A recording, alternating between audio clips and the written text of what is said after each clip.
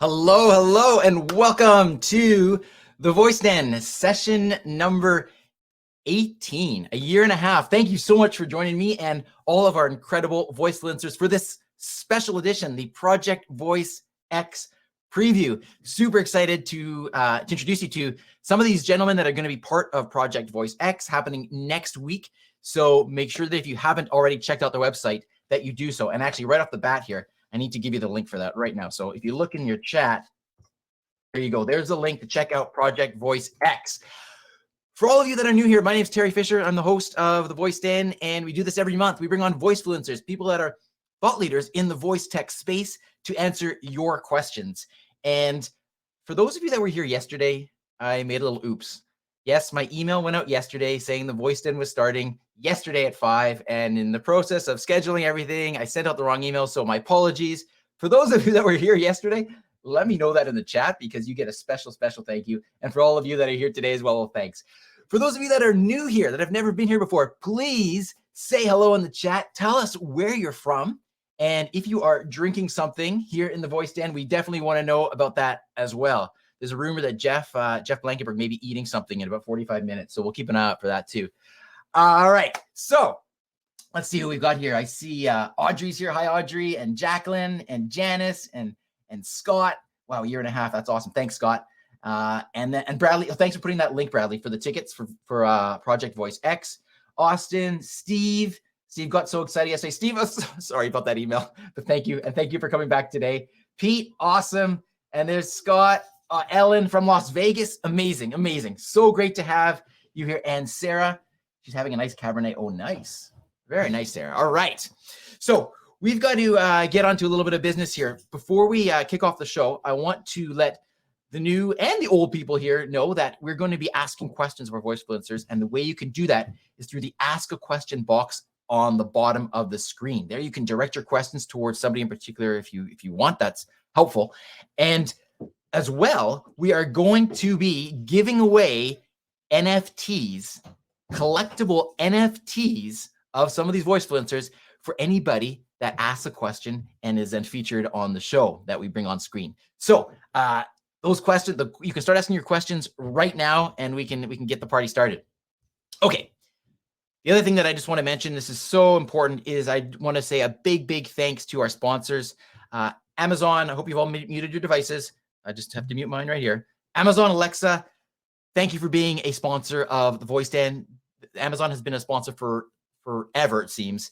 And I want to let you know that as well that if you're not part of the Amazon Alexa Slack channel where you can get help and advice and tips when it comes to developing your skills, then definitely check that out. And here is a special Voice Den link to the Amazon Alexa Slack channel. So thank you, Amazon Alexa. Thank you for your support. As well, Google Assistant is a headliner sponsor of the show as well. And I want to thank Google as well for their generous support. If you don't know, Google, in partnership with Motive, they do voice talks. And their next talk is going to be November 11th. And I want to give you the link to that as well. If you haven't had a chance to check out voice talks, then definitely check out that link. And that will take you over to where you can learn all about voice talks. So thank you to Google as well. And we've got a couple of partners that make this show possible. Attention Live, that helps with the promotion and the NFT development, all the collectible NFTs that you've seen and you've been collecting and then we're going to be giving away. Audio Brain does all the audio branding that you are hearing, both in the show here, as well as in the augmented reality metaverse version of the Voice Den.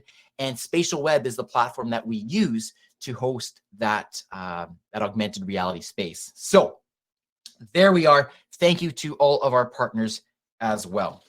Okay, now let's get to the fun stuff. Let's talk about today's voicefluencers. First up, we have the purveyor of pop, and you'll see why when he comes on screen, why he's got that name, Jeff Blankenberg. He's probably somebody that does not need any introduction here in the voice tech space. But for those of you that don't know Jeff, he is the principal technical evangelist for Amazon Alexa. And some of his background, he spent the early part of his career in digital advertising, building websites for Victoria's Secret, Abercrombie & Fitch, Ford Motor Company, among others. He also spent 8 years at Microsoft, primarily as an evangelist for any new technology he could get his hands on. I love that. Today, he works for Amazon, and he helps the developers make Alexa even smarter. I was going to say Lexi. That's what I refer to Alexa on my flash briefing as Lexi. He's spoken at numerous conferences all over the world, and he is going to be a keynote speaker at Project Voice X next week. So it's great to have you here, Jeff. We're going to bring you up stage here in just a sec. All right. Next, we have Esteban Gorupicz, otherwise known as the Accuracy Maker. He has been working on crowdsourcing applied to speech processing since 2008. He developed a new approach to scale crowdsourcing operations without jeopardizing quality to found Atexto, and then was selected by 500 startups to accelerate the company. He grew up in Argentina, lived for the last 3 years in Mexico, and recently moved to the Bay Area. So welcome, Esteban, and it's wonderful to have you here as well. Next, we have another gentleman that, if you're in the voice space, probably does not need any introduction at all. This, of course, is Bradley Metrock. He's the CEO of Score Publishing and Project Voice, and he is putting on Project Voice, and I'm excited to bring him on screen in just a few moments to tell us a little bit about what he has in store for all of us next week. So, Bradley, it's a pleasure to have you. I think this is your third time on the show. You can correct me if I'm wrong in a moment, but it's wonderful to have you here. And next, we have Scott Sandland, and I love this nickname, the Hypnotizer. We'll have to learn a little more about that. Scott is the CEO of a company, Cyrano.ai, focusing on artificial empathy. That's a really, really intriguing concept. And strategic linguistics, and the author of a patent for linguistic analysis and strategy via AI. As a former executive director and CEO of a mental health clinic and longtime technologist, he has experienced leading purpose-driven organizations. He's been published in numerous peer-reviewed journals, Psychology Today, Forbes, and Entrepreneur Magazine. He has presented his AI work for the United Nations AI for Global Good Conference and is a frequent guest lecturer at various universities. So I'm really excited to have you here as well, Scott. And then, last but not least, of course, John Stine, the executive director of the Open Voice Network, otherwise known as Standards Man. John grew up in the US Midwest. He's now in Portland, and I saw John made a comment there that it's raining in Portland right now. It's raining here in Vancouver as well, John.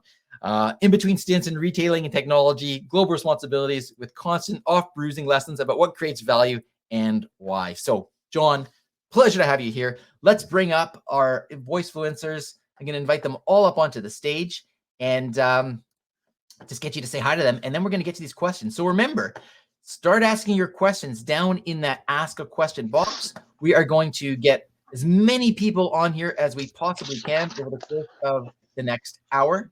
And I'm just inviting some people up here. But Bradley, you're up here first.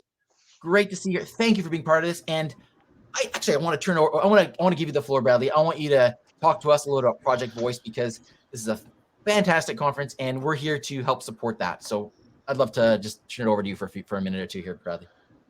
Yeah, Terry, I appreciate it. And look, yesterday I was taking my son to play basketball, and I got the email saying that Voice Den starts in 15 minutes. I'm like, oh my God, because I've been wrong on the day all week, and I was like, no, that can't be right. Unfortunately, that was my oops. No, that's the type of thing I would do. But look, you've been so supportive. Your show is great.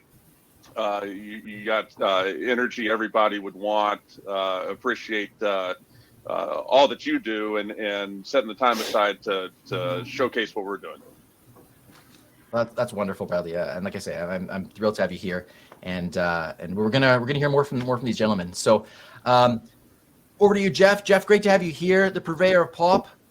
I think we know why. How are you doing? I can't figure out why I have that title. For those that are asking, or maybe what that title is, these are toys made by a company called Funko. They're referred to as Pops. And I wish I could say you're seeing most of them, but you're not. What's the latest count? I think you were. I'm not even going to try to remember what you told us last time. My wife is a big fan of the Nightmare Before Christmas film, and they just came out with a whole new series of those. There are 6 of them, and that officially took us over 400. Wow, 400. And I think, if I'm not mistaken, something to be proud of, but it's a fact. I got another one for you when we're down in Florida. Yeah, it'd be awesome. Do you have them all on display? All 400 of them on display? No. So the ones that my wife has are seasonal. So she'll bring those out for Halloween and Christmas and stuff like that. And then there are a few others that will pop up, no pun intended, throughout the year. But I think there's probably in this room, there's probably 250 on display. Yeah. Wow. All right. Well, there you go. The name makes a lot of sense. So thanks, Jeff. It's always a pleasure to have you here. And appreciate you taking the time. So wonderful. John, over to you. Welcome back to the Voice Den. Great to have you here. Terry, thank you. It's always a pleasure. It's always a pleasure. So John, Executive Director of the Open Voice Network. I think a lot of people know what that is, but do you just want to give the quick overview of what the Open Voice Network is in case people don't know and they want to get involved with it? Think of it this way, guys. Bringing the value of standards to voice. We're an open source community, the Linux Foundation. And if you will, bringing the value of trustworthy voice to the user community. Trustworthy in terms of interoperability, trustworthy in terms of value, trustworthy in terms of privacy. So open source, open community, Linux Foundation, working on behalf of everyone and looking forward to, and Terry, thank you for what you're doing. I'm looking forward to seeing Bradley and everybody else down in Florida. Amazing. Awesome. Over to you, Scott. Scott, it's a pleasure to have you here. And I am very intrigued by your bio, the whole idea of artificial empathy. Maybe we'll get to that in one of the questions, but maybe you can tell us a little bit about your nickname, the Hypnotizer. What's the deal with that? Yeah, I didn't know I was going to be the only rookie on the call here. This is, you guys all have home Esteban. field on me. But yeah, so my background, actually, I was a hypnotherapist for many years, and I have hypnotized, I don't even know how many tens of thousands of people at this point, but I'm recognized in the hypnosis community as a guy who really knows his stuff in that world. So I've kind of taken everything I know from that and subjective analysis and kind of that side of things, and then bringing it into tech. Amazing. Well, that's very, very cool. I'm like I said, I'm very intrigued by that. So hopefully we'll have some discussion around that. And Esteban, he's the other rookie, and for whatever reason, we're having trouble bringing him up on stage here. Esteban, hopefully you can hear us, and I will continue to try to bring you up on stage here. Let's try to reprompt that. We'll give it one more try here. Otherwise, we will start to move along here. I want to explain while we're just waiting here, see if he's able to make it up here. So again, I want to explain how this works. So down at the bottom of the screen, you're going to see a button there that says Ask a Question. And one of the first questions is, will this be recorded? And the answer to that is yes. And here is your chance to chat with these thought leaders. If there's something that you want to learn about, if there's something that you want to get advice on, a project, you've got tremendous people here that can provide that knowledge to you. So that's the first thing I want to say about the Ask Question. The second thing is we have created, as you may know, collectible NFTs of Voicefluencers, and we are going to be giving these away. So don't be shy. I see that. Oh, here we go. All right. So we've got, it's from Jeff. Jeff answers the first question. Way to get things going here. If we don't get anybody to jump things off here, I'm going to ask the first question, and we're going to get the ball rolling here. But let's have a discussion about this, Jeff, while we're waiting for others to chime in here. Here we are. So how did Bradley decide to have a conference on the beach? Let's talk about conferences and the future of conferences and with COVID. Bradley, maybe you want to kind of just kick that off and tell us what your thought process is, and maybe what all these other gentlemen are thinking about conferences and the value of conferences, and particularly in the voice space. Yeah, every day is a new day, is what we're learning, and it's like the lights come on for business travel, and it's go time. And we've been waiting for this for some time. There's been fits and starts over the last 8 to 12 months or 18 months or however many months it's been, Terry. But it feels like it's different now, and for many people that's enough. We decided to do this in Florida long before Florida was some sort of touch point, some sort of political hot potato where it meant something to say Florida with no further explanation or context. I've been to Florida many times. It's a beautiful place. our dedication to keeping people safe has nothing to do with anything else going on in any other part of the state. It's just where we happen to be gathering. It's an opportunity to kick off a new chapter.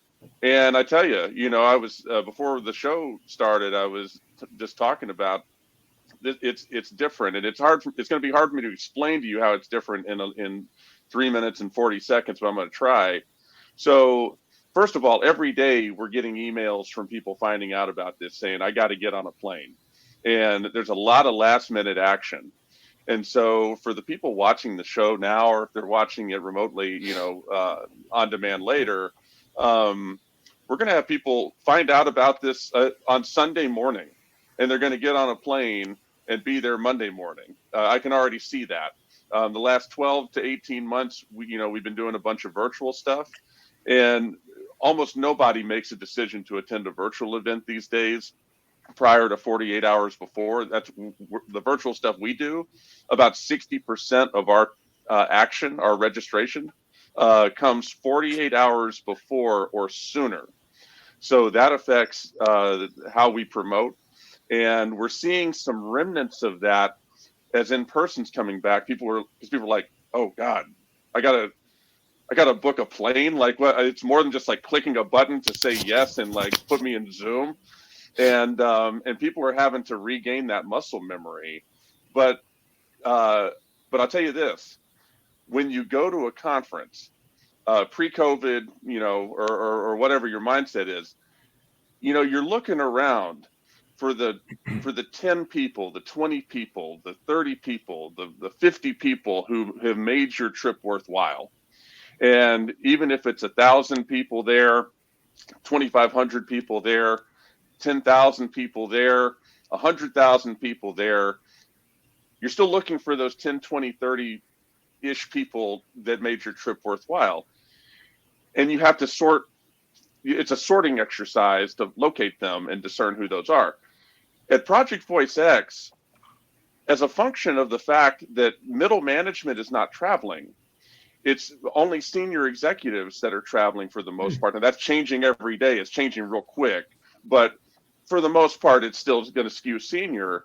People who walk in the room, we're going to have 300 to 400 people registered to attend.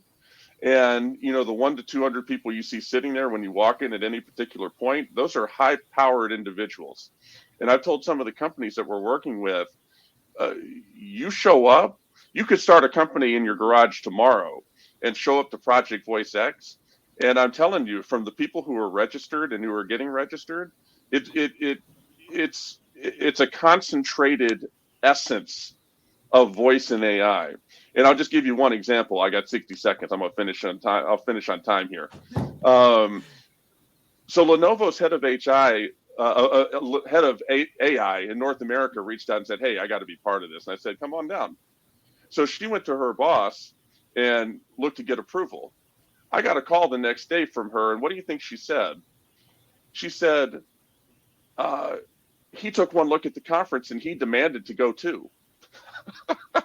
So her boss, who is the global head of AI and innovation for Lenovo, will share the stage with her in a way that they've agreed upon. Now, when do you think you could talk to that guy? Either one of them. It would be hard to do. And they're going to be real approachable there. And that's just one example I could give of a bunch. So if you're on the fence, come on down. You'll be happy you did. And that concludes my talk. Good timing there, Bradley. Way to kick it off here. That's awesome. Well, there we go. Everybody, be at Project VoiceX. You're going to hear a lot, I think lots over the next hour. But I love it. And that's great, Bradley. So that's awesome. Thank you. Before we go any further, Esteban, yes, we were able to get you back on the screen. So I just wanted to give you a special welcome as well. Thank you for joining us.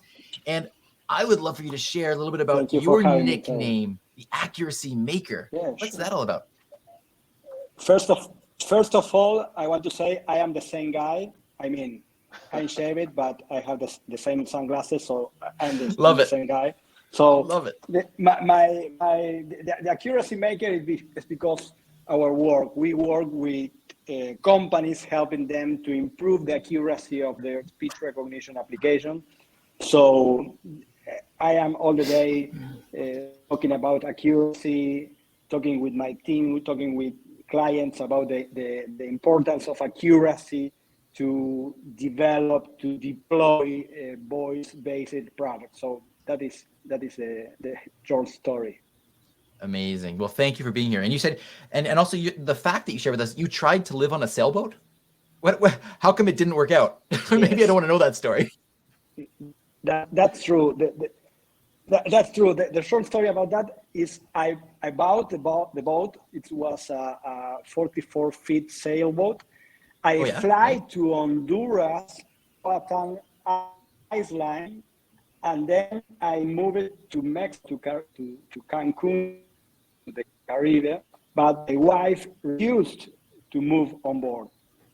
Oh. That is a short story. It's a short. Wow. All right. Well, there you go. You still have the boat? You still have the boat? There's a lot of stories. I still have the boat in Mexico. I still have the boat. Yeah. There's also a lot of stories that start with, I decided to get a boat and then it was more expensive and didn't go flying. That's right. Well, Esteban, it's great to have you here. Thank you for sharing with us. Really excited. And with that, let's move to the questions. So we've got a great one here. And obviously the first 2 words in this question, the first 3 words, trust and empathy. So I think we're going to keep John and Scott on the screen here to tackle this question. We'll say goodbye to the other 3 gentlemen here for a bit, and we'll get you back shortly. But I'm going to bring Rupal Patel up on screen to ask the question. All right. So we'll see everybody else shortly. Let me invite Rupal up. Okay. Here's the juggling act that always happens on the Voice Den as we shuffle people around and invite Rupal up. So let's see if, it says she's just connecting here. Great. I love this question. I think this is a really great one especially for the 2 of you. So Rupal, hello, welcome. Great to see you. Hi, Teri. Hi, John. Hi, Scott. Hey, Rupal, how are you? Good. Rupal, you should be answering the questions, not asking them. Well, She's been one of the voice influencers. I know she has, but yeah. Well, I'm curious what you're thinking in terms of, so I feel like trust and empathy are such aspirational goals and ones where voice technology has a unique way of actually connecting to people. And I'm just wondering, in terms of your thoughts, is it more the speaker or the listener? Both trust and empathy are kind of you have to have that, it's reciprocal, right? So love to hear your visions for how we get there and what needs to change and what needs to continue so that we can build on that. Great. Who wants to start off? Scott, jump ahead. Sure. Scott, take it for So yeah, that's obviously an important topic for us. And actually artificial empathy was the impetus behind me starting Cyrano. So I was the CEO of a mental health clinic, and long story short, teen crisis is a really big thing. I won't get into all the numbers and all that, but I was watching that happen. I was watching teen suicide become the 2nd leading cause of death in America under 24 and all those things. And I said, we need to build a chatbot that can do therapy. And so I looked at this, and this was many years ago, and I realized why it wasn't being done and why chatbots were so frustrating. And it's because they're optimized for efficiency and complete accurate responses. And that's not what effective communication is. Effective communication, to your point, is on the listening side. It's about respecting your audience and paying attention to what matters to them. And I really think that it is the thing that defines humans, is our ability to communicate and empathize are the 2 things that define us. I think peacock have feathers and deer have antlers and humans have words.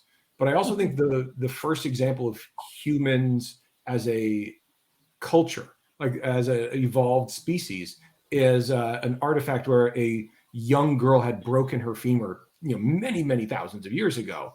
And the hunter-gatherer tribe supported her and didn't leave her. And the archaeologists found a mended femur, which is obviously a devastating injury for a hunting-gathering tribe.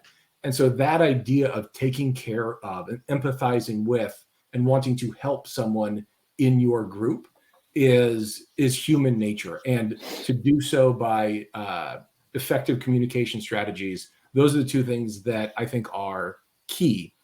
And so it's about labeling the parts better and understanding and listening way more effectively than a lot of the data science-based approaches have been trying to. You know, Rupal, you Awesome. raised two critical elements, empathy and trust. And I just jump on first on the topic of empathy.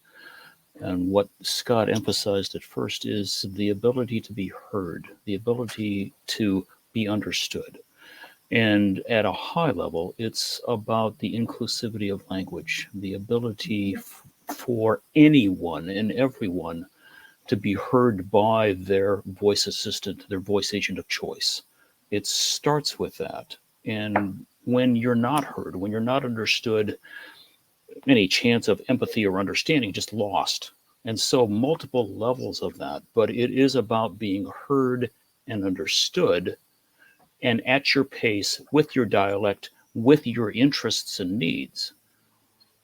You know, empathy comes from that. So there are certainly the dialogue development that Scott was speaking about, and that's got a horrible, summation of what you said, but it's also about how we as an industry structure ourselves, how we develop our training sets, what we do with data.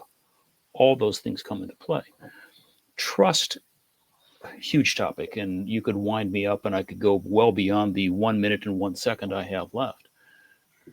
It's about the answer to the question, is this going to be good for me, or is this good for somebody else? Are there rules that we can all live within? Or is this an unknown place where I'm at risk? To the simple question answer of, is this always listening to me? Which we all kind of laugh at, but yet for a lot of the world that's out there, to from an enterprise, what are they going to do with my data? How can they, how can I reach my customers? All these issues of, is it going to work for me, or is it in the interest of someone else, is at the heart of trust. And so I think you raised two great questions. And again, you should have been answering this and not me. I was going to say, we beat the time here, but I was going to Rupal, what do you think? Well, I definitely say it's more from the speaker's perspective, though, isn't it? Well, wonderful. Thanks for the question, Rupal. I appreciate that, and thank you for the wonderful answer. These, like I said, two experts here on that question. That's an absolutely perfect question for these guys. So thank you for being part of it. Thank you for asking the question, and Scott and John, thanks for the answer. Wonderful. Thanks, guys. Bye. All right, Rupal, we'll see you again soon. Awesome. Okay, fantastic. Let's move on to our next question here. And I think for this one, we'll bring up Esteban and Jeff. This is a question by Ellen. So Ellen, I'm going to invite you on the screen here. And so Scott and John, will see you two in a little bit as well. All right. Okay. And I'm inviting Ellen up. And I'm also going to invite back up Jeff and Esteban. There we go. And the juggling act continues. Okay, great. And here we are. Hello, Ellen. Welcome. Oh, I can't quite hear you. I think, are you on mute? Or are you?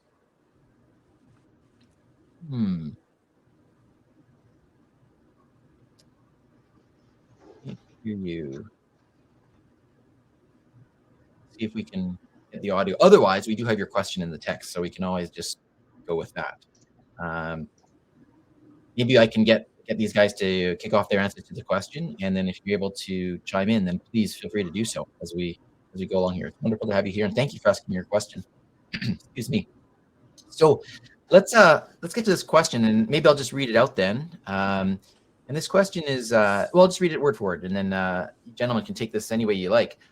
So Ellen says, this may be a reach, but I'm curious if there's any research or work happening towards voice analysis. And she gives some examples, such as gauging changes in users' voices over time, suggesting developing like ENT, ear, nose, throat, or neuropathology, like developing chronic or emergency acute conditions. And she gives some other examples, hearing loss, Parkinson's, stroke. So getting into sort of the analysis of voice and how we can use that going forward. So you probably have different views on this, given where you're coming from, but curious to hear what you have to say. So, yeah, Esteban, you want to start off with this one, and love to hear your thoughts. Yeah, sure. I was reflecting about the question, and I think language it's a kind of fingerprint through voice, through the analysis of the voice, of the speech and the voice. That is two different things, at acoustic level and at a linguistic level.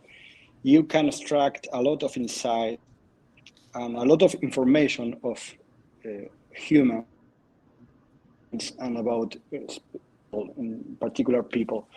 That's true, and we realize that every day in our work, because we collect speech data for specific projects, for example, for medical companies running trials and running research related to diseases, and they are building machine learning models to detect some kind of diseases through the analysis of the voice. But this is a specific some kind of corner case.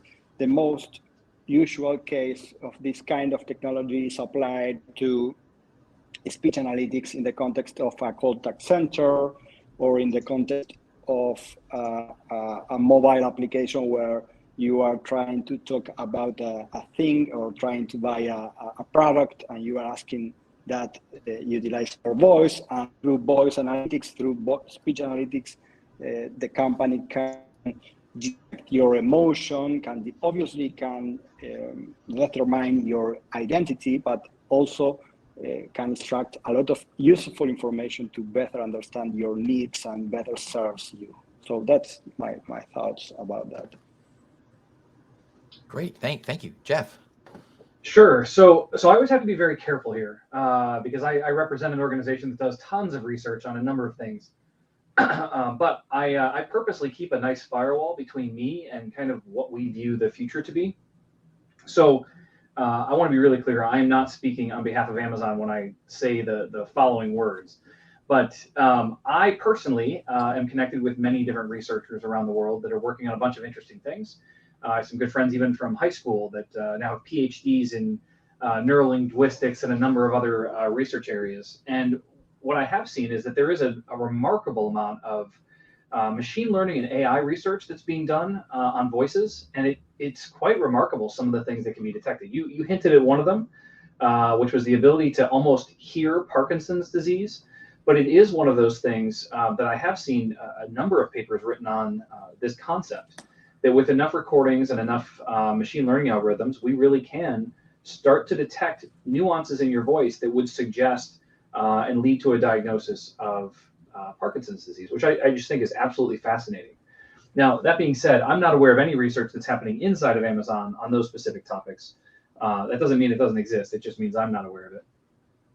But I do think that as we continue to move forward and continue to think about all of the different ways that we can use this kind of data to help individuals, but also in the aggregate, I think it's a really exciting future, and I hope we get more chances to talk about this stuff because I think as we think about the pillars of the things that this technology is built on, we've talked about trust a little bit, but that is the foundation of everything. If people don't trust the devices or the technology behind them, none of the rest of this matters at all. So I'm very excited for the future, and I hope that some of this research will ultimately lead to ways where we have, the confidence and the information to make good decisions about our health and our lives. That's great. Yeah, we still got a minute. Ellen, is your microphone working at this point, or? I don't think so. Oh, that's too bad. That's too bad. I absolutely love this question. Ellen, I don't know if you know, I'm a physician, and so the intersection of voice technology and healthcare and health monitoring, it's incredible. It really is. And I actually think that we're going to have a day where where our devices, things like our Echo devices, start to act like a little medical clinic, and we start to talk to them, and they start to analyze our voice. There's so much you can pick up from behaviors and just the bodily movement, right? If it could recognize your gait every day, it might start to recognize things like spinal problems, just as you continue to move around. And it's also interesting. They found that there are certain animals, and they've even identified a human woman that can smell Parkinson's, which I think is rather remarkable as well. I don't know if Teri, if you've seen any research about that, but this woman was told she got 13 out of 15 correct. And 5 years after the research was done, the final 2 people that she supposedly got wrong were diagnosed. It was Really just incredible, yeah. That was a human, not a. I've heard of dogs being able to sniff out No, a diseases real and things, human. but Human woman. Wow. She's in her 60s, I think, but yeah. That's incredible. That's incredible. Well, Ellen, unfortunately, we weren't able to hear your voice, but we got your message, and thank you for asking the question. It's a pleasure to have you here, and hopefully we can have you back on screen again at some point and get you to ask another question. So I appreciate that, Ellen. Thank you for the question. And yeah, I mean, we could go on for hours about this particular topic. It's incredible. So thank you for bringing that topic up. All right, let's dip into the question bank here. So we've got a good selection of questions here now. I'm going to invite Janice up for her question, and I think I'd like to bring up Bradley and Scott for this one. This is a little bit about sort of synthetic voice. And so Jeff and Esteban, we'll see you back shortly. And I need to do some invitations here, a little more juggling around here. Hello, Janice, welcome. Hello, this is my first time on screen. I'm so excited. Is it really? This is only your first time on screen. It is indeed. Well, I haven't really asked questions before. I had more questions than I could even ask. So now I've heard so many good answers. There's Bradley. Wonderful. He's got some answers now, right now. They may not be good. Janice, how are you? I'm well, thank you. It's great to see everybody. I was a little upset. I saw a lot of men. I just want everybody, if it's your first time here, which is not always a mantle with all the men. You're absolutely right, Janice. Good. You know, everything's okay. And you know what, Janice? I actually thanks for bringing that up, because I actually went back and I looked at the split. It's almost 50-50. It's almost 50-50.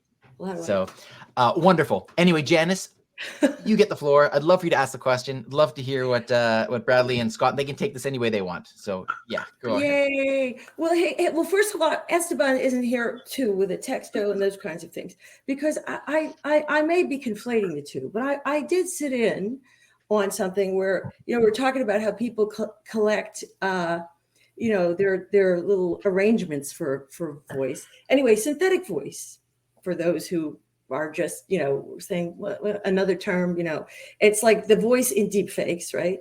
So, but it's a nice way of saying it. And it's really high quality now, right? So it's high. I mean, you can do bank heists. It's great. And but you could also do like some amazing stuff, multiple translations, for example. And I was wondering if anybody had any experience with those, to see the quality of them. And if there was like human intervention needed to, make sure that you regionalize them as well, and just got them all. Anybody? Yeah, Cool. yeah. I can start with this if you don't mind, Teri and Scott. Sure. We're doing a project right now, and I can't tell you who it's with. It's a company whose name you would recognize. What does it rhyme with? It rhymes with confidential. Is what it rhymes with. It rhymes with non-disclosure. But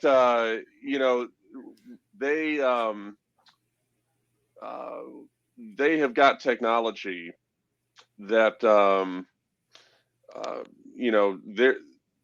they're not in the synthetic voice business. You would not recognize them for that. Quietly on the side, they have developed a synthetic voice capability, and they've combined it with a different company who's also confidential to make this Hollywood avatar thing with the synthetic voice. That's just crazy. It's crazy. And they have all, at the same time, they have figured out how to translate in real time using the synthetic voice.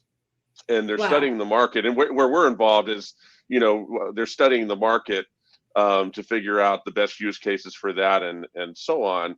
And I'll tell you, two things that have been public in the media have happened just in the last 45 days. One is that Val Kilmer, the documentary with him has come out.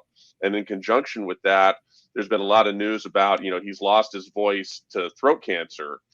And so a company think Sonantic is the name of the company. I forget. It's public. You can Google it and find out. But there's a company that's worked with Val Kilmer to develop a cloned voice for him. Basically, they've taken a lot of audio. Well, and what they've done is they've licensed it out, and they have this interesting revenue share model. And then just a couple weeks later, Bruce Willis was in the news. He said, he has a relationship with this Russian bank, and they've been doing ads together for a long time. They wanted him to come over and be part of an ad campaign. He said, no, too busy golfing or whatever he's doing. And so he licensed his voice and his likeness to the Russian bank for $1 million. And they stuck him right in this ad. It's a hilarious ad. It's on YouTube. And he didn't have to do anything. Didn't have to do a single thing except play golf to do that. And you're going to see a lot, not to go into a lot of detail, you're going to see a lot more of that to come. Fun fact, you heard it here first. Even though Sonantic did make Val Kilmer's voice and contracted that they could brag about it, he did not use it in the actual show. Word. So you can, fun fact to know and tell. Go on. Scott, what about you? Thoughts on this? Well, Hypnotize me. Yeah, first, Janice, to your point, this is a bunch of men talking, but so far the women have asked all the questions and provided the value. There you go. Second is, I think with deepfakes, synthetic voice especially, we are, I think by definition, leaving the information age. So for the last however many years, we've defined our planet as access to information, the internet, Wikipedia, whatever it is. But I think we're actually reaching a point where we don't believe, seeing is believing is the cliche. That's going away. Deepfakes visually and with voice, it would take very little effort at this point to get any political candidate to deny the Holocaust or anything that is a career ender. And you can make that and distribute that online quite easily. And so I think as we're getting increasingly good, GANs and things like that are building these amazing systems, we have a big ethical problem and a logistical problem that we're all going to run into. And it's global. Guess what? It's global. Yeah. We're kind of good. Yeah. Hope. Yeah. We're not all good. We all have a bad in us, and then it's showing in our technology. Technology's neutral. People are bad. Thank you for having me. There you go. Janice, pleasure to have you here. Thank you for joining us.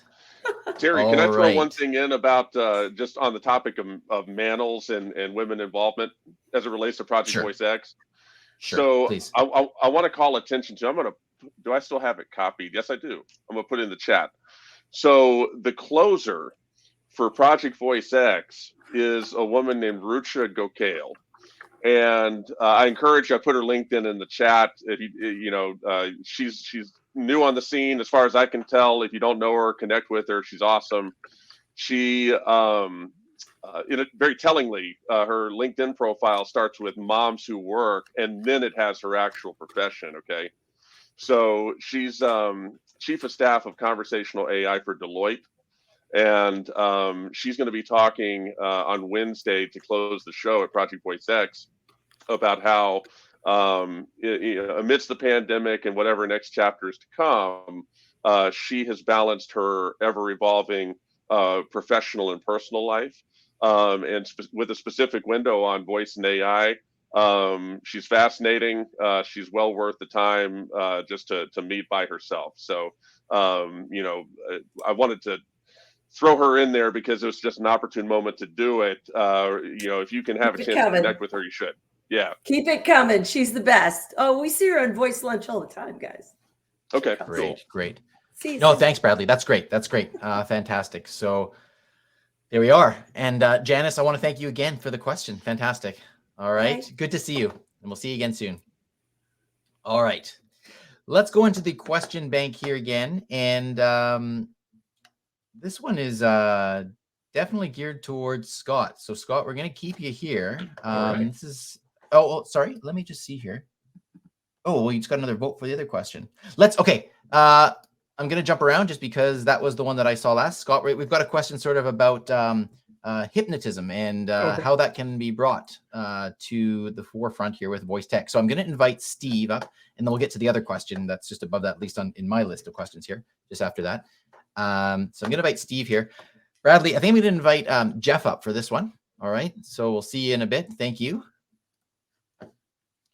And because Jeff can take a different perspective on this, I think, in terms of the value of the interaction with a bot. Steve, welcome. Thank you for joining us. Right, and perhaps it could also be widened, beyond hypnosis and looking at rhetoric and persuasive techniques in general. But I know that there are a lot of linguistic patterns and techniques in hypnosis that could be conceivably applied to voice applications. And again, there's the human element of the practitioner, but what in terms of could be transferred from the human domain to the artificial domain in terms of hypnotic techniques? A lot. So you start with, like you said, sort of the fundamental and the technical. Oh, I'm glad you're eating. Good for you. The fundamentals, right? The actual blocking and tackling of language patterns and neurolinguistics and all those pieces. You start with that with building, let's just call it a voice bot, just some sort of digital agent that has the right kind of pattern and flow. But when you really pay attention to what a good practitioner of hypnosis or therapy in general, what they're doing is integrating what's being said to them into their flow. I mean, good salespeople do this as well. So the utilization of the real-time information and weaving that into, let's call it a narrative or anything like that, that piece in real time is a big brain job. And that's actually a big part, though everything I've just mentioned is a big part of what Cyrano is based on. So we built out our own neural network from scratch to do that kind of work, first in chat, and then we brought it over to voice via transcription. But the idea of integrating those things, not just at like the entity and intent and sentiment analysis. And by the way, sentiment analysis is like a 5th grade reading level. It's pretty simple stuff that you can do a lot with. But finding the deeper layers of that turn into strategy, that turn into, the best chess player on earth is going to be a robot from now on. And if we can approach conversations as a chess match rather than a decision tree, that makes the AIs do a lot more interesting things. And I think that's where you start getting into what you bring from anything that's, let's call it therapeutic, whether it's hypnosis or something else. Bringing that in, you can do a bunch of damage. It's really cool stuff. And I could go on for like 45 more minutes, so I'm intentionally not. Right. Awesome. I have to say, I'm a little concerned that a licensed hypnotist is talking about how much damage he can do. That scares me. I'm going to start like clucking like a chicken. It is. I mean, you can get a recording online that hypnotizes you. And what if an AI was just customizing that so that it was figuring out how to most effectively influence you, not the general population? And that exists today. Right, because in standard hypnosis, there's a lot of feedback going on between the practitioner and the patient, and that could be captured in an artificial bot, which only requires calibration. So there you go. So that's the next feature. That's the next feature on the Echo, I guess, huh, Jeff? Sorry, go ahead. No, I did not say that. But I will say, I found lesser versions of this. Certainly not hypnotism. But I've been remarkably surprised by some of the relaxation exercises and some of the other things that are available on the Echo are skills, far more effective than I thought they would be. I really thought it was just going to be a thing I would listen to and like, oh, that was neat. I'll bet somebody could relax with that. I mean, it really gave me an opportunity to just shut down for a little bit, and it was nice. It's amazing. I think, when I hear you describe that, Jeff, it also makes me think of just the power of audio in general, music and like music therapy, and it's all sort of intertwined. And if the experience is designed with music and the audio and the empathy, like all this stuff. Go ahead, Scott. But like if you go to patient outcomes, right? Your World and Constant Companion, who is a sponsor of the Project Voice X thing, you start looking at, you get an Alexa Puck in a room with a patient, you have that do a patient treatment journal. And now you can measure the motivation level of that patient day to day and alert everyone on the treatment team how to best interact with that patient based on them in their own words. And so you're just talking about clinical application more broadly, where you can take any conversation that person is having, or even their paperwork, and now you turn it into insights to improve patient outcomes, which is really what we're all in this for at the end of the day anyway. Yep. And that's where topics like we started with about trust become so incredibly important. Yeah. Because I think every single user is going to want to be assured that those conversations that are being used for diagnosis or whatever else aren't being used in other nefarious ways. Yeah. Fantastic. Under the buzzer. Good There to you see you, go. Steve. Steve, thanks so much for the question. Thanks for joining us. Appreciate it very much. Great to have you here. All right. So I think, yeah, looks like we have time for at least for one more. We'll see how we do here. Maybe one or two more. I want to get back to the question that I promised we'd answer, and that's Andy. Andy, I'm going to invite you up on screen here, and let's get Esteban and John back up here for this question. So I'll say goodbye to you two gentlemen for a bit here. All right. So let's invite up the juggling. All right. So John and Esteban, and hopefully. I don't know what I just did. Oh, okay. There we go. Hi there, Andy. Hi. How are you doing? Fine. How are you? Great. Great to see you. Thank you for joining us. Thank you for having me. Wonderful. Wonderful. Well, yours is I love your question. It's a fun question. And why don't we start the time? I'm going to let you ask these two gentlemen your question and have a little discussion around it. All right? Yeah. So go for it. We are all talking about the industry, but we never talk about what we use our devices for ourselves and what we wish they could do better, apart from obviously having more oversight, John, having more guidance. But what do you use the devices for, apart from checking the weather, music playback, and home automation? What are the three top things that you use the devices for? Great. Esteban, I'll let you go first. Esteban? Well, I am some kind of old-fashioned guy, so I don't use too much voice devices. I have an Alexa device in my house, I asking her for the weather, the music, and so on. Maybe it's a reflection. Maybe this is because the lack of accuracy of this kind of devices right now is a reflection. As you know, I have a heavy accent, so this is a kind of problem related to voice technology, and this is a barrier to access this kind of service in a widely sense, and for a lot of people, not only related to heavy accented, but to different ages, to genders and ethnic origin too. So this is my reflection around your question. I do have a follow-up question for you. What do you think about it? Yeah. Well, Andy, go ahead. Go ahead with your question. Yeah, go ahead, Andy. Go ahead, Andy. Yeah, your follow-up. Alexa habla español, eh? Do you use Alexa in Spanish? Yes, I know. Because you can't get away with my accent. Okay. Let me say one thing. Living in a lot of countries in the last years, I have a heavy accent in every language I talk. Okay. Sorry, John, I didn't mean to cut you off, but I wasn't going to let you look at that quickly. That's quite all right. And I speak with the accent of the bland Midwestern U.S. Andy, there's a number of things. We have a Google Home here in Portland, Oregon. Okay, so we've got 3, if not 4 devices throughout the house. They are a constant companion. And so there's a presence for music, for this, for that, for, information. So, and it's perhaps less what we do with it than the fact that it is that constant companion at any given time. I will say, hey,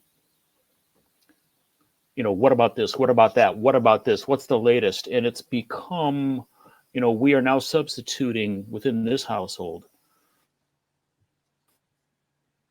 just the search. Hey, we'll Google. Well, I'm Googling it. We're Googling it via voice. And so but it's a constant companion. There's two other things that I am a sports fan, and I'm a sports fan of teams that are not anywhere close to my city of Portland, Oregon. Well, listening to the game from the hometown station that I grew up with 100 years ago, brings back all kinds of wonderful memories and thoughts, and even the local ads, for the mustard in Cleveland, Ohio, that brings back goodness to me. And there's a third thing, and that's what I want to do with it, and that is extend beyond search into, because I came from the retail industry, shopping. Mm-hmm. And, because I can search faster with my voice than I can type it. And the input with voice, output with screen, that opportunity to, and it's not because I want to do it fast, it's because I, want to do more of it. It's not a male avoidance of shopping, it's an embrace of shopping and the search and the finding, and what about this and what about that?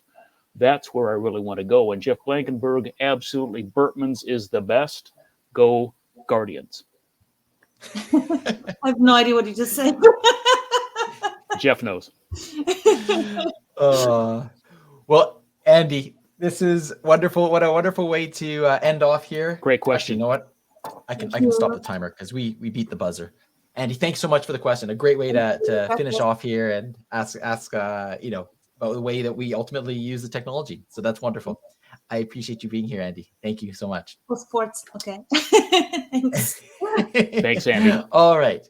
Take care. And John and Esteban, thank you for your thoughts on that. It's always fun to hear. And Esteban, I can feel your pain with the accent, because we hear that all time and time again. I know there are people here present right now, and they're in the chat, that are very interested in sort of the whole idea of voice diversity and inclusivity and all of that. So it's a very important topic. Yes, extremely important. So thank you to both of you for being here as well. I'm going to say goodbye to the two of you. We're going to wrap things up here in just a moment. Thank you again. All right. Thank you. Okay, wonderful. Well, I want to thank everybody for tuning in. Just before we sign off here, I do want to remind you about the after party, the VoiceStan augmented reality party. If you haven't been part of it before, it is like being immersed in a video game, except you are the person in the video game, and you get to walk around the VoiceStan and chat with all of your friends here. So I'll give you the link to that in just a second. Before we get to that, I do want to invite you to check out this video to introduce the Voicefluencers for session 19. Here they are.